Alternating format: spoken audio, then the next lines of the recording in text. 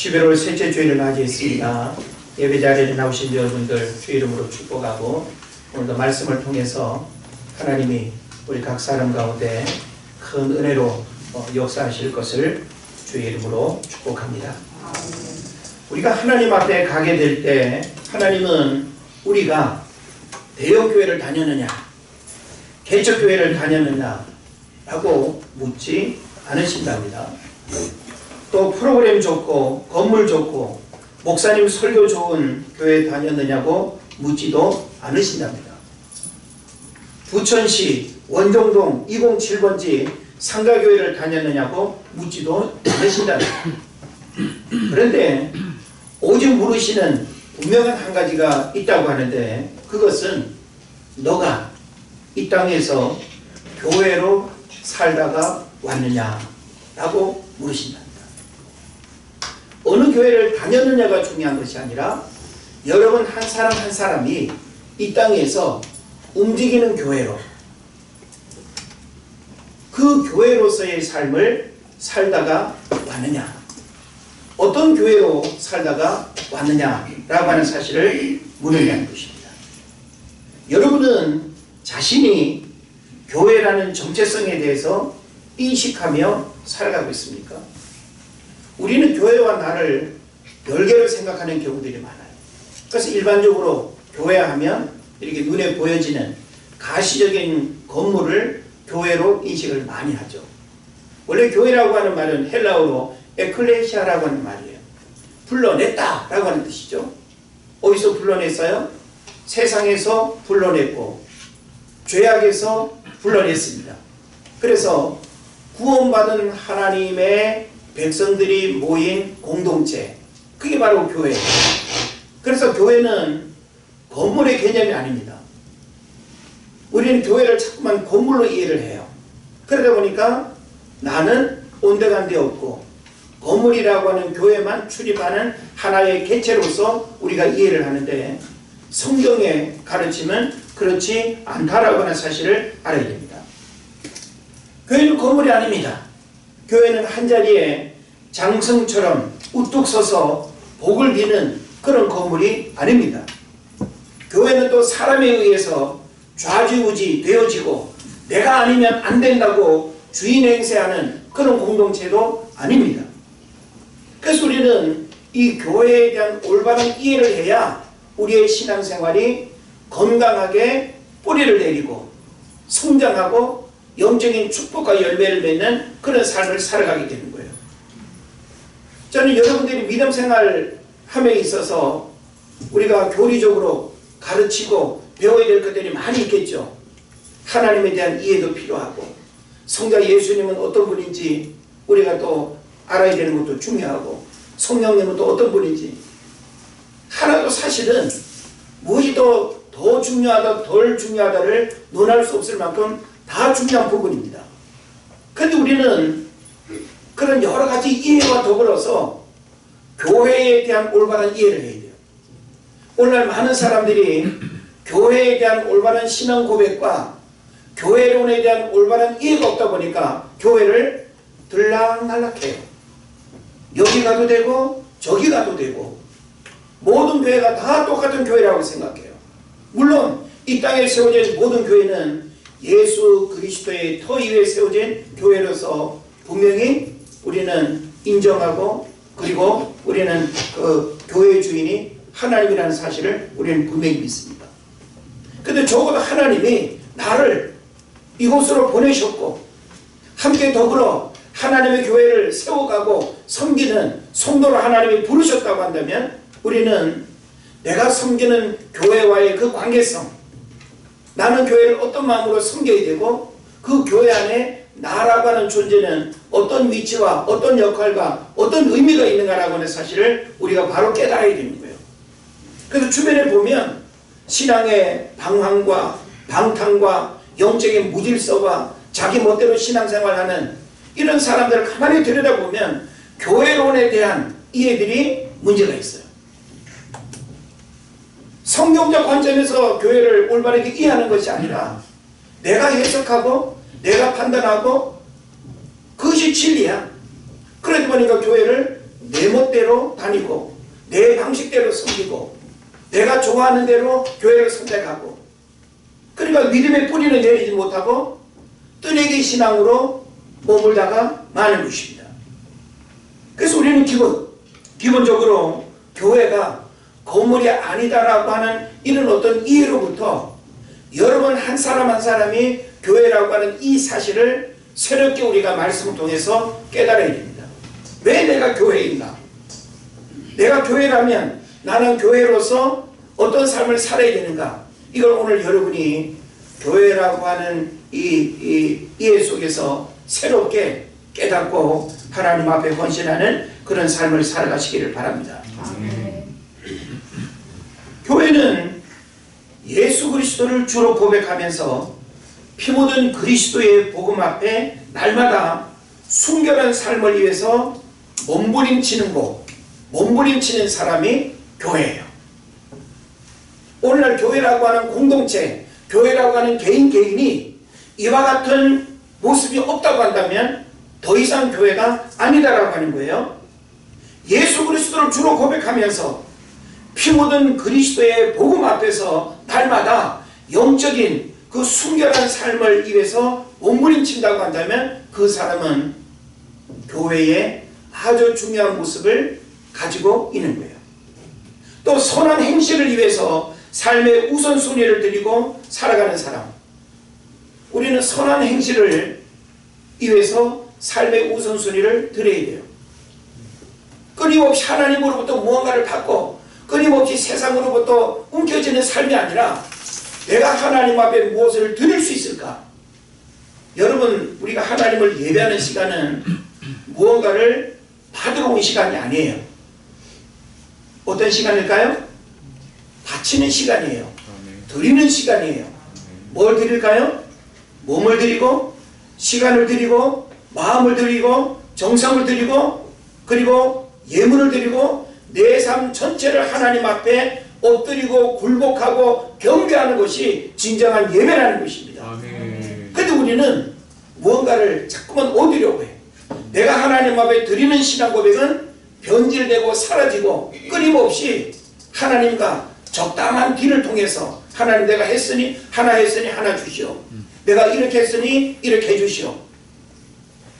너무나 조건적인 믿음 생활, 하나님 앞에 드리는 그 신앙 고백 없이 받기만을 원한다고 한다면 이것은 신앙의 출발이 잘못된 것입니다.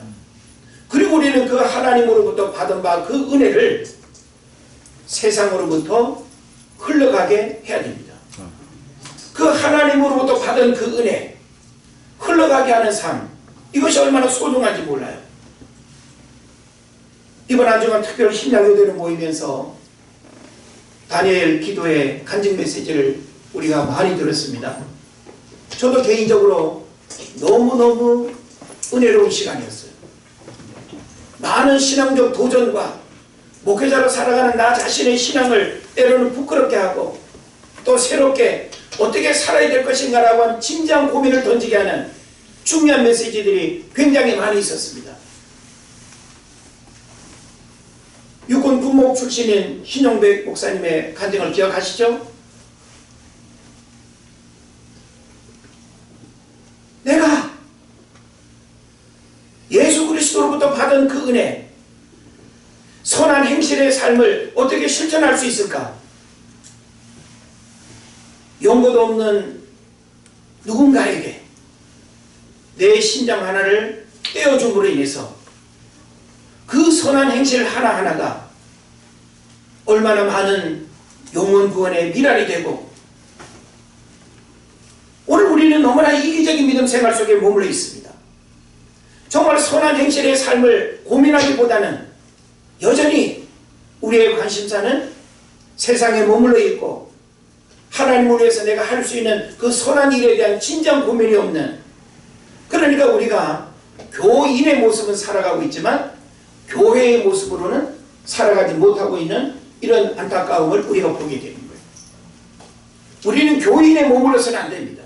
아멘. 주님이 우리에게 원하시는 것은 교인이 아니라 교회로서의 삶을 살기를 원한다라는 것이죠. 아멘. 또한 우리는 나를 이 땅에 보내신 하나님의 뜻을 묻고 그 부르심 앞에 쓰임받기 위해서 겸손히 무릎 꿇고 기도하는 사람, 이 사람이 교회예요. 그래서 교회 안에서는 그 누구도 자랑할 수가 없어요. 내가 무엇을 했기 때문에 자랑하고, 내가 똑똑하기 때문에 자랑하고, 많이 배웠기 때문에 자랑하고, 내가 돈이 많기 때문에 자랑하고. 교회 안에서는 하나님 앞에 그 누구도 자랑할 수 없다라고 하는 것이 성경의 가르침입니다. 그러므로 우리는 서로 섬기고 사랑하고, 우리는 하나님 앞에서 모두가 동일한 지체로서 유기체적인 관계 속에서 서로 섬기고 사랑하는, 그래서 늘 겸손히 무릎 꿇고 기도하는 그 사람이 진정한 교회의 모습이다 라고 하는 사실을 깨달아야 되는 것입니다. 여러분은 살아 움직이는 교회로 살아가기를 원하십니까? 아니면 머물러 있는 건물에 갇혀있는 교회로 살아가길 원하십니까? 하나님은 여러분을 교회로 부르셨어요. 예수 그리스도와 유기체적인 연합을 통해서 이 땅 위에 하나님의 교회로 충만하게 살아가는 구별된 교회로 부르셨다라고 하는 사실을 알아야 되는 것입니다. 건물로서 교회는 시간이 오래되면 과거의 전통과 역사에 머물고 허물어지고 낡아지고 사라지기도 합니다. 그러나 하나님의 교회는 흑암의 권세가 침범지 못하며 무너지지도 않으며 망하지도 않으며 부패하지도 않으며 사라지지도 않는 것입니다. 그래서 복음서에서 예수님은 세 가지 공생의 사역들을 통해서 건물 안에 사람을 모으는 교회를 만들지 않았습니다. 만약에 예수님이 건물을 짓고 사람을 모으는 목회를 했다고 한다면 12명에 머물지 않았을 거예요. 예?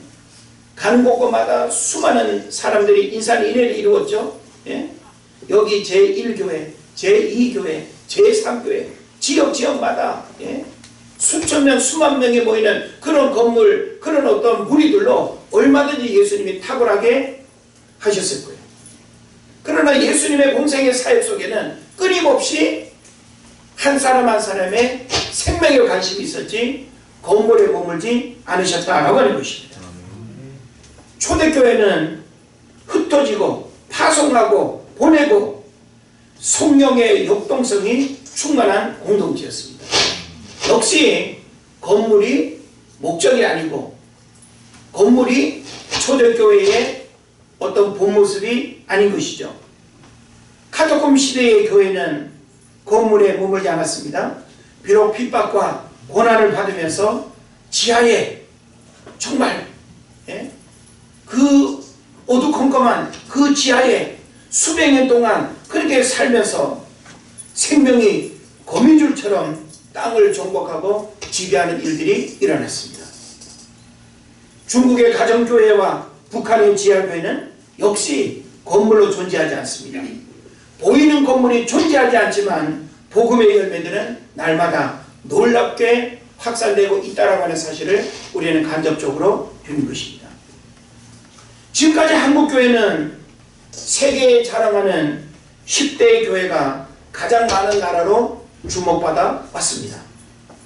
가장 많이 모이는 교회로, 가장 큰 건물이 있는 교회로, 가장 많이 선교사를 파송하는 교회로 주목받아 왔습니다. 교단을 초월해서 내로라 하는 어떤 교회들, 다 이런 이름이 붙어있는 교회들이고 세계교회가 주목하는 그런 교회가 한국에 다 모여 있습니다. 그러나 코로나 시대를 지나면서 한국교회는 각 교단마다 신자들이 급감하고 있고 교회 학교가 문을 닫고 어린이, 청소년, 청년 복음화율이 3%라고 이야기합니다. 시골교회는 노인 비율이 80-90% 차지합니다. 대사회적으로 교회와 목회자에게 가지고 있던 영향력은 사라지고 더 이상 존경도 신뢰도 없는 불편한 동거처럼 부정적 반감을 노골적으로 드러내는 소리를 들어야 하는 시대 환경을 우리가 지금 살아가고 있습니다. 건물로서 화려하고 건물로서 화려하게 자랑하고 편안한 신앙생활에 안주하고 양적 부흥의 허세에 물들어서 자화자찬하던 시대는 이제 지났습니다. 아, 우리 교회 이렇게 예뻐. 우리 교회 얼마 주고 지었는지 알아. 우리 교회 얼마나 모이는지 알아. 우리 교회 재정이 얼마인지 알아. 믿는 사람들이 모이면 이런 허세, 이런 어떤 부분들로 교회를 자랑하고 그런 교회 다니면 신앙생활도 A 플러스인가요? 큰 교회 다니면 다 믿을 겁니까? 오늘 우리는 세상의 기준으로 내 믿음도 평가하고 다른 사람의 믿음도 평가해요. 너무나 잘못된 이 선입견의 문제가 심각한 것이죠. 이제 교회는 새로운 모습으로 거듭나야 하고 주님이 원하시는 교회로 세워지며 무엇보다 우리들 한 사람 한 사람이 이 시대에 주님이 원하시는 교회로 살아가야 한다는 사실을 여러분 깨달아야 될 줄을 믿습니다.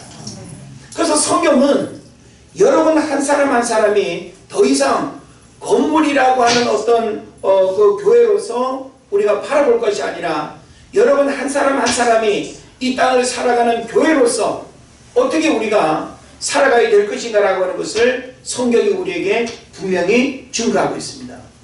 오늘 본문에 나와 있죠. 고린도전서 3장 16절을 보면 너희가 하나님의 성전인 것과 하나님의 성령이 너희 안에 계시는 것을 알지 못하느냐. 우리 몸이 뭐라는 거예요? 교회라는. 한번 따라합시다. 내 몸이 교회다. 네. 그뿐만이 아닙니다. 고린도전서 6장 19절 20절에서도 비슷한 말씀을 증거하고 있습니다. 너희 몸은 너희가 하나님께로부터 받은 바 너희 가운데 계신 성령의 전인 줄을 알지 못하느냐. 너희는 너희 자신의 것이 아니라 값으로 산 것이 되었으니 그런즉 너희 몸으로 하나님께 영광을 돌리라. 할렐루야. 네. 여러분, 우리의 몸은 단순한 고기 덩어리의 몸이지 않습니다. 단순히 먹고 사는, 예? 세상 사람들이 그냥 아무 영혼의 어떤 가치와 영혼의 어떤 목적을 잃어버리고 먹고 마시는 일에 매여 살아가는 그런 어떤 인생이 여러분이 아니라는 거예요. 하나님 왜 우리에게 하나님의 형상을 회복시켜서 영적인 자녀로 하나님의 백성으로 이 땅을 살아가게 할까요? 우리가 하나님을 위해서 구별된 삶을 살아가야 할 분명한 이유와 목적이 있기 때문인 것입니다. 우리는 교회로서 살아가는 영적 신분에 대한 믿음도 있어야 됩니다. 내가 교회라고 하는 이 사실을 영적 신분으로 여러분이 이해할 필요가 있다는 거예요. 교회로 살아가는 삶은 목회자에게만 주어지는 것이 아닙니다. 우리는 어떤 부분을 강조하면 그거는 목회자에게만 요구되는 거 아니야? 헌신하고 주님을 위해서만 살고 영혼 구원을 하는 거, 헌신하는 거 목회자에게만 주어진 거예요? 아니면 교회 중직자들에게만 주어진 겁니까? 우리는 너무나 잘못된 생각들을 하고 있어요. 구원받은 모든 성도들은 하나님 앞에서 직임은 다르지만 동일한 부르심의 목적과 삶을 요구받고 있다는 사실을 우리가 깨달아야 되는 것입니다. 구원받은 모든 성도는 교회로 거듭난 영적 신분이 있다는 사실을 알아야 돼요. 그 영적 신분은 목회자라고 하는 이런 직임을 다 떠나서 하나님 앞에서 똑같아요. 동등해요. 그게 바로 뭡니까? 베드로전서 2장 9절 10절에서 말합니다. 그러나 너희는 택하신 족속이요 왕같은 제사장들이요 거룩한 나라요 그의 소유가 된 백성이니 이는 너희를 어두운 데서 불러내어 그의 기이한 빛에 들어가게 하신 이의 아름다운 덕을 선포하게 하려 하십니다. 저와 여러분은 동일한 부르심 앞에 이렇게 부름받은 영적 신분이라고 하는 이 정체성을 깨달아야 되는 거예요. 네. 그리고 또 이어지는 말씀이 뭡니까? 너희가 전에는 백성이 아니더니 이제는 하나님의 백성이요 전에는 긍휼을 얻지 못하였더니 이제는 긍휼을 얻은 자니라. 저와 여러분은 죄인의 신분에서 하나님 자녀됨의 신분으로 바뀌었어요. 고린도서 5장 17절에서 말씀하죠. 그러죠. 누구든지 그리스도 예수 안에서는 우리가 죄인된 어떤 신분에서 하나님의 자녀된 신분으로 거듭나고 바뀌어진 줄로 믿습니다. 이런 우리들은 썩어질 육신을 위해서 내 마음대로 내 생각대로 내 계획대로 살아가는 것이 아닙니다. 성경이 말씀합니다. 내 몸은 내 것이 아니라는 거예요. 내 몸이 내 것이 아니라고 하는 것은 하나님이 내게 주신 모든 것을 내 마음대로 처분하고 내 마음대로 사용하고 내 마음대로 그렇게 사고팔고 할 수 있는 게 아니라는 것입니다. 하나님이 내게 주신 모든 것은 그분을 위해서 드려져야 하고 그분을 위해서 살아가야 하는 삶의 통로가 되어야 하는 것입니다. 미혹의 영에 사로잡혀서 하나님의 음성은 들리지 아니하고 귀를 닫고 사망의 길로 달려가는 어리석은 사람이 되어서는 안 되는 것입니다. 그래서 이제 우리는 교회로 살아가야 할 그런 영적인 신분으로서 구별된 하나님의 백성으로서 하나님이 교회로 살아가는 우리에게 원하시는 게 있습니다. 그걸 오늘 본문에서 우리가 살펴봐야 합니다. 하나님은 저와 여러분을 교회로 부르셨다. 교회로 부름받은 우리들이 어떻게 살아가야 될 것인가 말씀을 통해서 우리가 깨달아야 됩니다. 자, 17절 말씀을 보십시오. 17절에서 뭘 말씀합니까? 하나님의 성전을 더럽히지 말아야 된다고 했어요. 자, 교회로 살아가는 우리들은 교회된 우리 자신을 영적인 신분의 성전으로서 더럽혀서는 안 된다는 거예요. 그러면서 17절에서 뭘 이야기합니까? 더럽히는 사람은 어떻게 한다고요? 하나님이 멸하신다고 그랬어요. 자, 여러분 더러운 건 어떻게 합니까? 여러분 더러운 거 계속 눈앞에 두고 사용하시는 분이 있나요? 깨지고 더럽고 냄새나는 거 빨리 그냥 치우고 싶죠. 쓰레기통에 다 던져버립니다. 하나님은 여러분 한 사람 한 사람이 하나님의 거룩하심을 마음에 품고 살아가는, 그래서 끊임없이 그 순전한 거룩함을 위해서 고민하고 몸부림치는 그 삶을 하나님이 귀하게 여긴다는 거예요. 그런데 우리가 하나님의 성전을 더럽히면 하나님이 멸하시겠다는 것입니다. 그래서 여기서 더럽힌다는 게 되게 중요한 단어가 됩니다. 더럽힌다. 여러분, 더럽힌다라고 하는 건 뭘 의미할까요? 우리의 몸이 성전인데 우리의 몸된 이 성전을 더럽힌다라고 하는 것은 여러 가지 의미가 있습니다. 한 가지는 뭔가 하면 내 마음 생각, 내 안에 들어있는 내면의 모든 것들이 세속화되면 안 된다는 거예요. 우리는 세상 속에 살아가기 때문에 세속화되기가 대단히 쉬워요. 모든 일의 판단, 기준, 결정, 세상 사람들의 논리와 세상 사람들의 어떤 기준에 의해서 판단하고 결정하는 것이 너무나 당연한 것처럼 생각하는 경우들이 많이 있습니다. 우리는 어떤 원리로 살아야 될까요? 믿음의 원리로 살아야 돼요. 기도의 원리로 살아야 돼요. 말씀의 원리로 살아야 돼요. 우리 삶의 모든 일들을 판단하고 결정할 때 믿음의 원리로 판단하지 않고 세상의 가치와 기준으로 이 모든 일들을 판단한다면 바로 우리의 성전은 더럽혀진 거예요. 어떻게 더럽혀진 것이죠? 우리의 몸이 바로 이런 어떤 세속화로 더럽혀졌다는 거예요. 그리고 여기서 더럽히지라고 하는 이 의미는 어떤 뜻이 있는가 하면 마귀의 좌소가 되지 않게 하라는 거예요. 여기서 좌소라고 하는 것은 앉는 자리 그런 뜻이죠. 더 쉽게 말하면 마귀의 놀이터가 되지 않게 하라. 하나님의 성전으로 우리가 구별되는데 여러분이 마귀의 통로가 되고 마귀의 놀이터가 되고 마귀가 앉는 자리가 되면 바로 하나님의 성전을 더럽히게 했다는 거예요.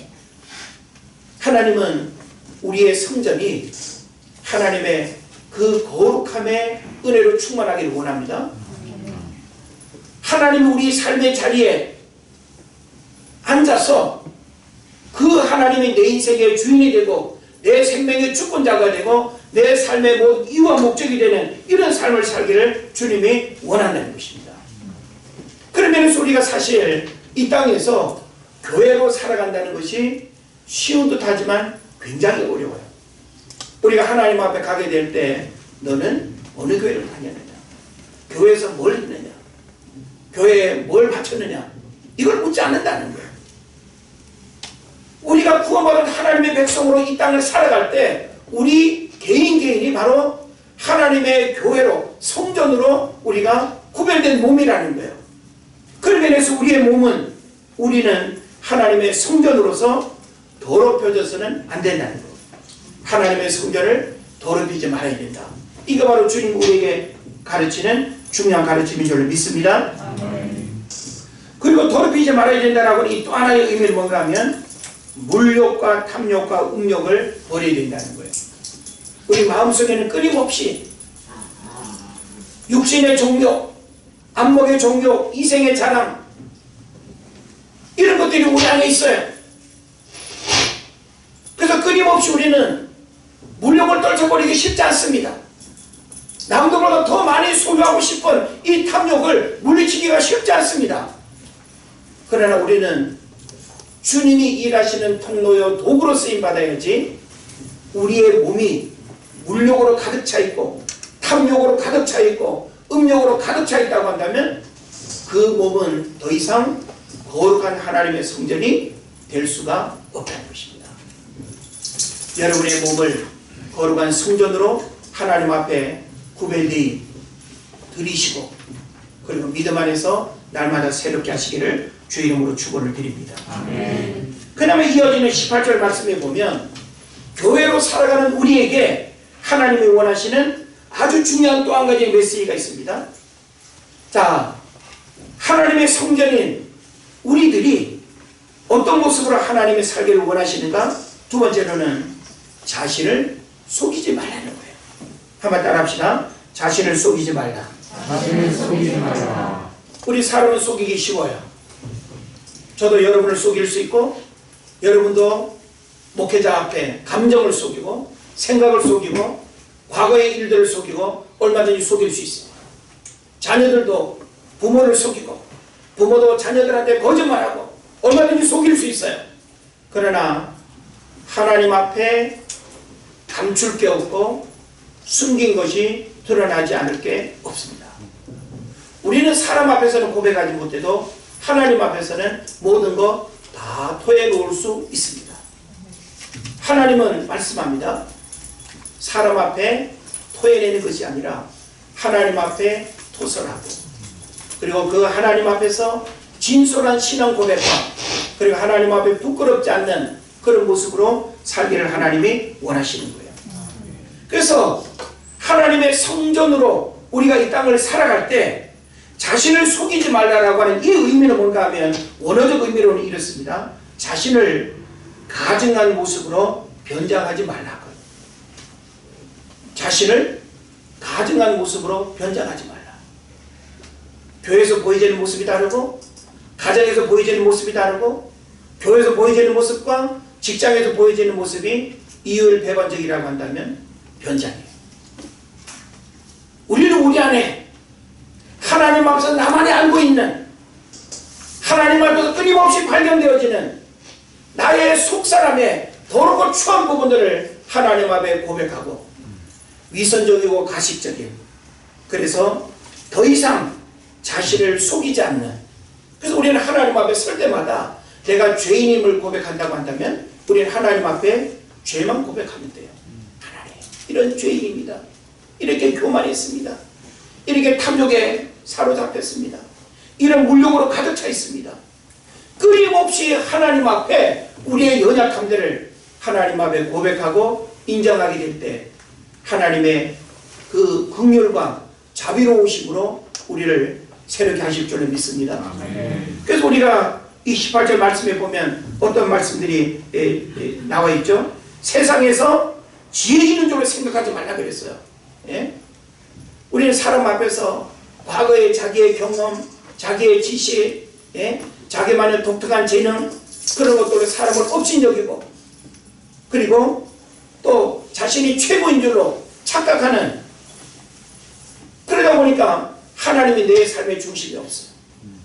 하나님이 내 삶을 다스리고 이끌어가는 삶을 살아야 되는데, 내가 세상에서 최고로 여기는 그 교만함이 여전히 하나님도 밀어내고, 제가 또 똑똑하거든요. 제가 지금까지 이렇게 잘 살아왔거든요. 여전히 자기 생각, 자기 의로움으로 모든 일들을 판단하고 결정합니다. 성경은 우리에게 말합니다. 자신을 속이지 마라.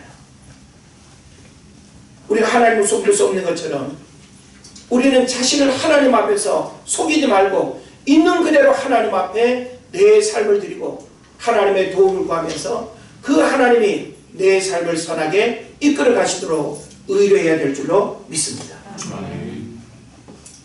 그 다음에 마지막 21절에 보면 사람을 자랑하지 말라 그랬어요. 자신을 속이지 말라와 더불어서 21절에서는 사람을 자랑하지 말라. 한번 따라 합시다. 사람을 자랑하지 말라. 사람을 자랑하지 말라. 여러분, 사람을 자랑한다는 게 뭘까요? 예? 우리 성경에 보면 예? 도울 힘이 없는 인생도 의지하지 말고 귀인도 의지하지 말고, 할렐루야. 예.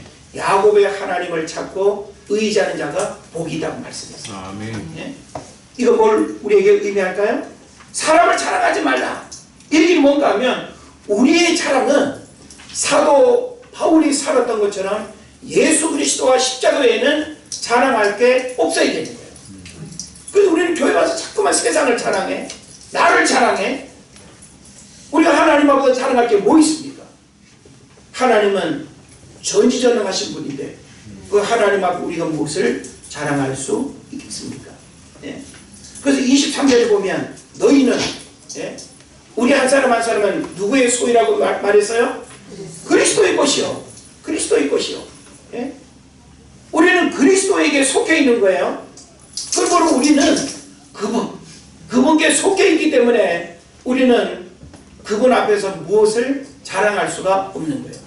그분이 나를 자랑하시고 나를 드러내시면 자랑거리가 될지는 몰라도 그분 없이 그분을 밀어내고 나 스스로가 나를 자랑한다는 것은 영적 교만이 되는 것입니다. 그래서 성경은 우리에게 자신의 행위를 자랑하지 말라고 또한 이야기합니다. 사람을 자랑한다는 거, 이거 뭘 의미하겠어요?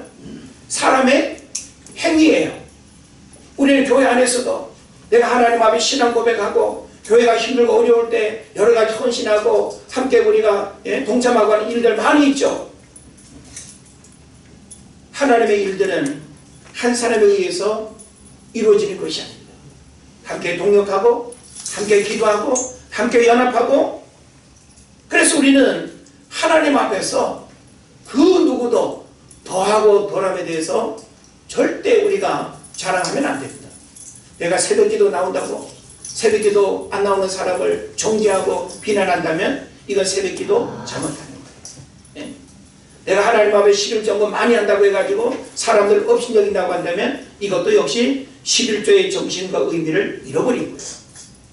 우리는 하나님 앞에 예배하고 기도하고 신앙 고백하는 이 모든 일들, 사람의 행위를 자랑해서는 안 될 줄로 믿습니다.